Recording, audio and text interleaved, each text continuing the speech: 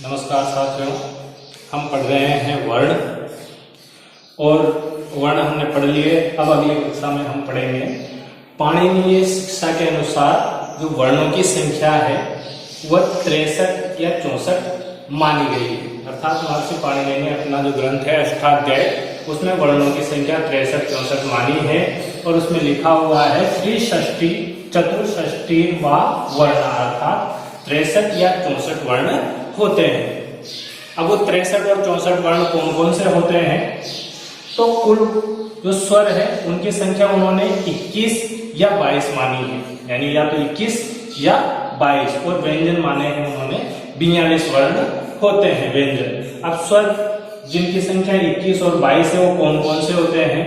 तो सबसे पहले ह्रस्व जो स्वर है अ, ई, उ और डी, इन चारों स्वरों के तीन प्रकार होते हैं, यानी प्रत्येक स्वर का ह्रस्व, दीर्घ और प्लुत होता है। जैसे अ का भी ह्रस्व, दीर्घ और प्लुत, ई का भी ह्रस्व, दीर्घ प्लुत, उ का भी ह्रस्व, दीर्घ प्लुत और री का भी ह्रस्व, दीर्घ और प्लुत होता है। तो इस प्रकार प्रत्येक चारों वर्णों के ह्रस्व, दीर्घ, प्लुत होते हैं। तो इस प्रकार इनकी जो कुल संख्या है वह 12 हो जाती है।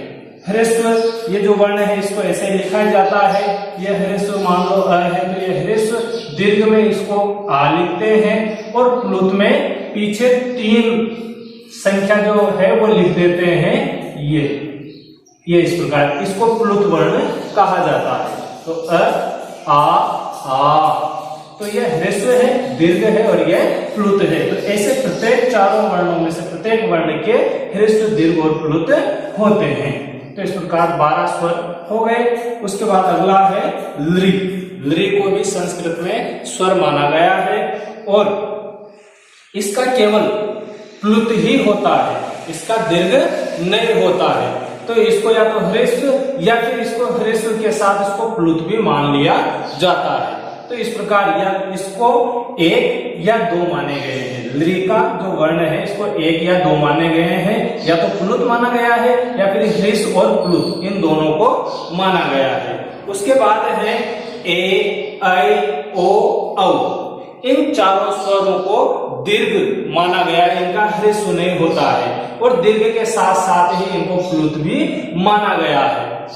तो इस प्रकार चारों के 2-2 भाग होते हैं, यानी 2 प्रकार होते हैं। एक के भी 2 प्रकार हैं, एक तो दीर्घ और दूसरा प्लुत। वैसे ऐ के दीर्घ और प्लुत, ओ के दीर्घ और प्लुत और औ को भी दीर्घ और प्लुत स्वर होते हैं और इस प्रकार इनकी संख्या 8 हो जाती है। तो 12 और 2 20, 12 2 14 और 8 22 मानेंगे, या फिर 12 और 1 13 और 13 और 8 21 हो जाती है। इस प्रकार स्वरों की संख्या। उसके बाद देखेंगे हम व्यंजन। तो व्यंजन वर्णों की संख्या यहाँ मानी है 42। उन 42 में 25 स्पर्श वर्ण है जिनको उदित वर्ण भी कहा जाता है और इनको कु, चू, टू, तू, कु, अर्थात कु का मतलब होता है क वर्ग, चू का मतलब च वर्ग, टू का मतलब ट वर्ग, टू का मतलब त वर्ग, कु का मतलब प वर्ग, अर्थात क वर्ग का मतलब क, ख, ग, घ, ng। वैसे च वर्ग का मतलब च, छ, ज, झ, ञ होता है। और इस प्रकार इनमें 5 वर्गों के 25 वर्ण होते हैं। उसके बाद 4 वर्ण अंतस्थ वर्ण होते हैं जो कि ये व र होते हैं। 4 वर्ण ऊष्म वर्ण होते हैं, श, श, श, ह। ये 4 वर्णों को ऊष्म वर्णों की संज्ञा दी गई है।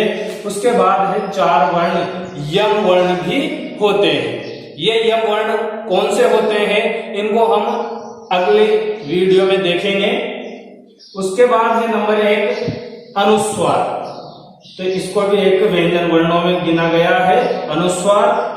और उसके बाद है एक है विसर्ग, एक है जिह्वा मूल्य। जिह्वा मूल्य वर्ण वो होते हैं क और ख के पहले अर्ध विसर्ग जैसा जो चिन्ह लगा होता है, तो इसी को जिह्वा मूल्य वर्ण कहा जाता है। अर्ध विसर्ग कैसे माना गया है इनको? जैसे ये विसर्ग होता है और विसर्ग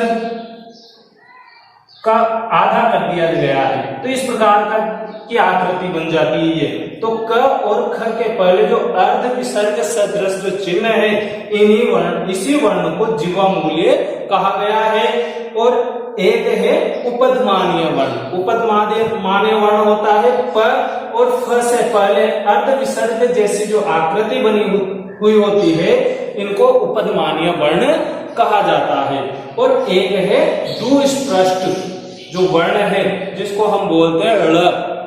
तो इस प्रकार की जो आकृति होती है, इसको ऐसे लिखा जाता है। तो इस प्रकार इन सभी वर्णों की संख्या 42 होती है। और इस प्रकार व्यंजन वर्ण 42 माने हैं महर्षि पाणिनि ने, और स्वरों को 21 या 22 वर्णों को माना है। और इस प्रकार उन्होंने अपने अष्टाध्यायी जो ग्रंथ है, उसमें वर्णों की संख्या 63 या 64 मानी गई है।